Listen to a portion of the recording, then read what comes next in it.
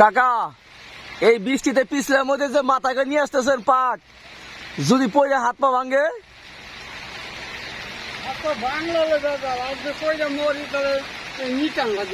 একবারে ক্লিয়ার হয়ে গেলেন। খালি নিয়ে দিয়ে আসবো মাটি।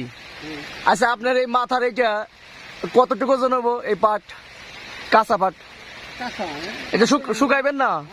শুকাইবেন না? কতটুকু ওজন হবো এটা? 1 মন? তাই না? যা পাটের দাম কেমন এবার? আচ্ছা আচ্ছা আচ্ছা, যাক আপনার পাট কেমন হয়েছে? ভালো হয়েছে না?